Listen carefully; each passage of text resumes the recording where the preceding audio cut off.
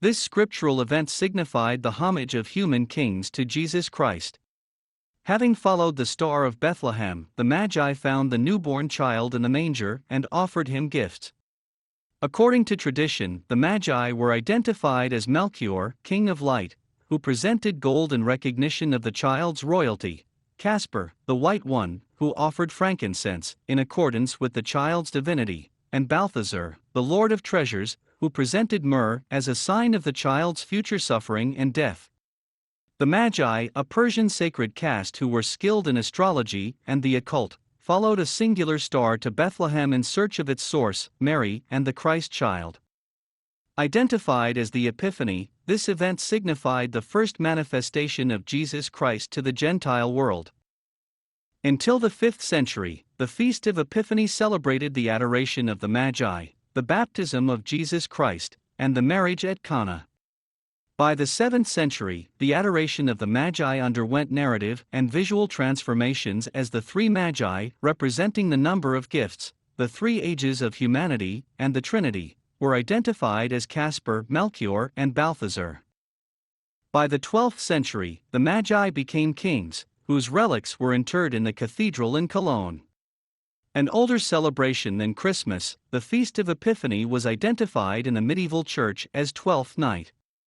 In the Eastern Orthodox tradition, Little Christmas was the day gifts were exchanged.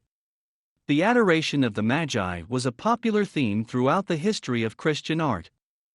In earliest Christian images, the depiction of this motif featured three similarly sized and garbed male figures approaching Mary and the child. Each of these male figures carried a box. The Magi's Phrygian caps, signifying they were from the east, distinguished them from the three shepherds.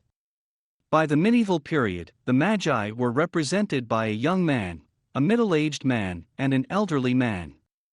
The elder Magus was positioned closest to Mary and the Christ child. The three gifts took the shapes of different containers, which implied their contents. Elegantly garbed, each Magus was accompanied by a retinue of servants and animals.